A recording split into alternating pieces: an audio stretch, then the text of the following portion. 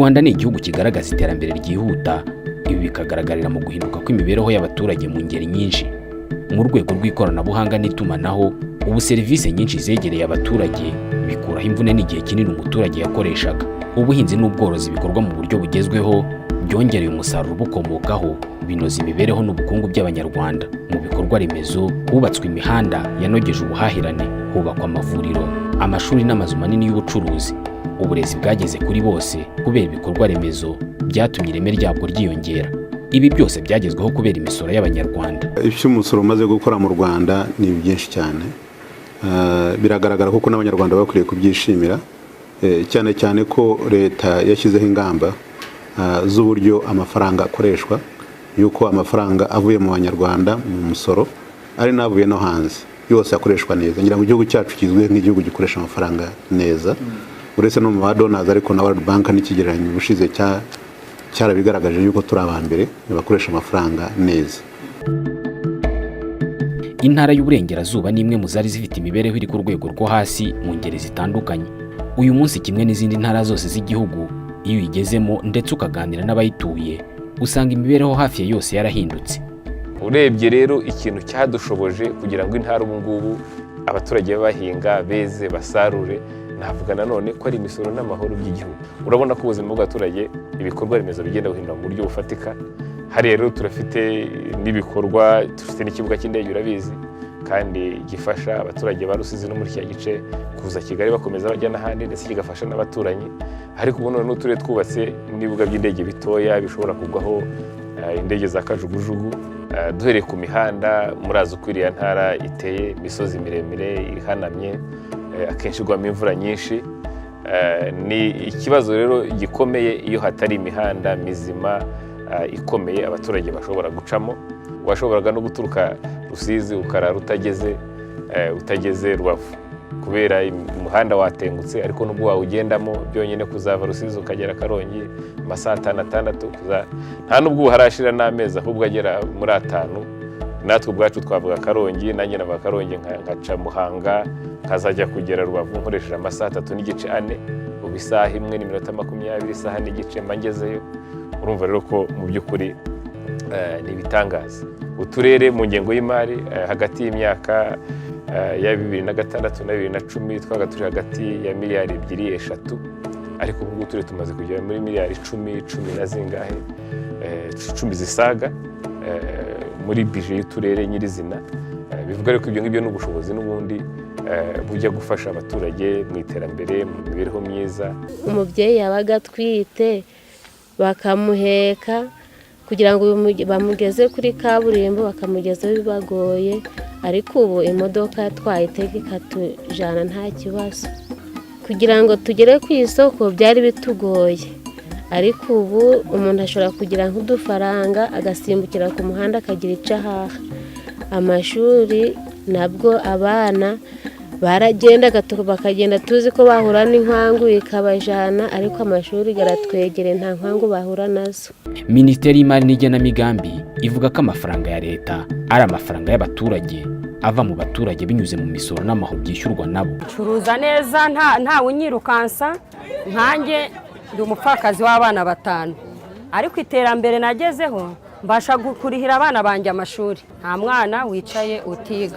Iyo nishyuye nkagendera mu muhanda mwiza, biramfasha kandi bikanshimisha ko igihugu cyanjye numva ko gitera imbere kandi ko kimeze neza. Aya mafaranga yafashije intara y'Uburengerazuba isanzwe ibeshejweho ahanini n'ubuhinzi buteye imbere bukoresheje amamashini n'inyongeramusaruro, ariko by'umwihariko ubuhinzi bugamije ubucuruzi mpuzamahanga. Uyu munsi intara y'Uburengerazuba ifite inganda 89 zitunganya kawa, inganda 7 zitunganya icyayi, n'amakusanyirizo 20 y'amata.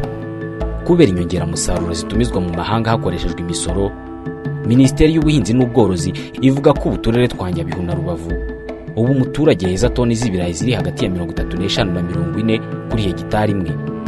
Izi zavuye kuri 23 zezwaga kuri hegitari imwe.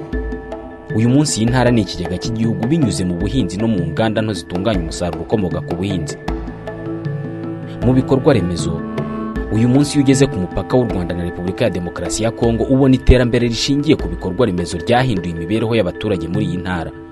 Ndabona iki kiraro kizafasha abaturage cyane kuko hari abana benshi baturuka iyo ngiyo baza kwiga mu Rwanda, hari n'abava mu Rwanda bajya kwiga hariya, mbese n'abacuruzi n'imodoka zihaca.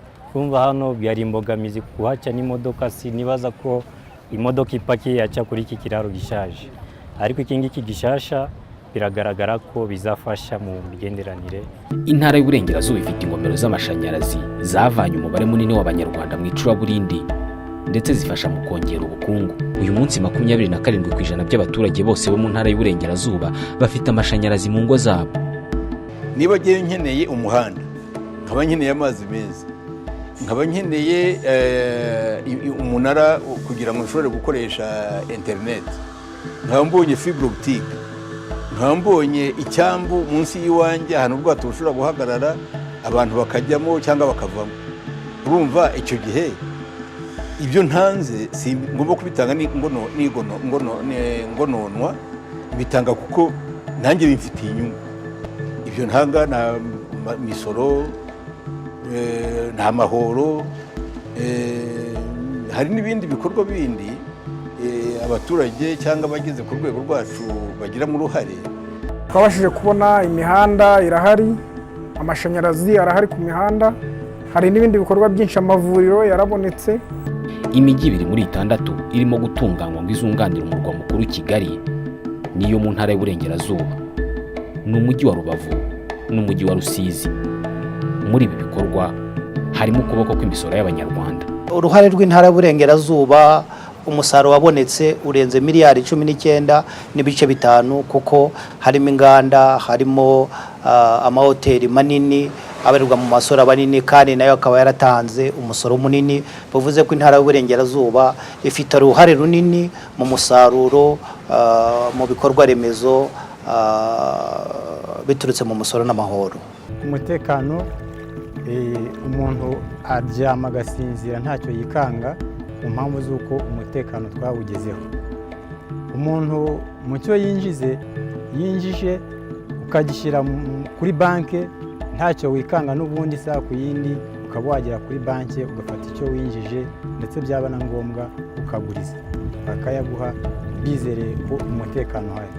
Iyi foromasi ikintu imariye abaturage bavanywe mu ishyamba rya Gishwati ni uko ubworozi bwabo ubu ngubu babona aho bahahira imiti mu buryo butabagoye, ndetse iyo miti ikaba yaradufashije kuvura inka zacu zikaba zibona umukamo ku buryo bushimishije. Kugeza ubu 84% by'abatuye iyi ntara bafite amazi meza mu ngo zabo. Imisoro y'Abanyarwanda yatumye uyu munsi intara y'Uburengerazuba ibimwe mu zifite abaturage begerejwe serivisi binyuze mu ikoranabuhanga. Mu buvuzi n'imibereho myiza y'abaturage, usibye kuba intara ifite ibitaro 12, ibigo nderabuzima 121 na poste de santé 107, 80.6% by'abaturage bose bafite ubwishingizi bw'ubuvuzi bwiyongeraho gahunda zo gukura abaturage mu bukene nka VUP ndetse na gahunda ya gira inka munyarwanda. Nyimara kubona iyi nka yamvanye mu bukene nari ndimo, basha kwitangira mituweli ntarashoboraga kuyitanga, abana babasha kubona isabune, babona n'ibyo kurya bihagije, babasha kunywa amata, bari bararwaye bwaki none ubu ngubu yarakize. Nabaga mu nzu y'amabati 10, ubu ndi mu nzu y'amabati 27 magari niyubakiye kubera iyo nka bampaye. Mu burezi kuva mu mwaka w'2009 ubwo hatangizwaga gahunda y'uburezi bw'ibanze bw'imyaka 9 ndetse na gahunda y'uburezi bw'ibanze bw'imyaka 12 yatangijwe mu 2010. Mu ntara y'Uburengerazuba hubatswe ibyumba by'amashuri bishya 3382 bisaranganijwe mu turere twose, byose byavuye mu misoro y'Abanyarwanda. Kugira ngo tubone iterambere tugomba gukora ibikorwa bizana inyungu, ariko tugasora, tugatanga imisoro, tugatanga amahoro, kugira ngo noneho igihugu kiduhe ibituma dukora ibyisumbuye kurenza ibyo twakoraga, no gutuma ibyo twakoraga biramba bikanunguka kurushaho. Ibyo ngibyo ni ihame, nta yindi nzira y'ubusamo yaboneka, niyo nzira tugomba gucamo nk'Abanyarwanda. Kubera politike nziza y'imisoro ishyirwa mu bikorwa n'ikigo cy'imisoro n'amahoro Rwanda Revenue Authority, intara y'Uburengerazuba ikomeje kwesa imihigo mu iterambere.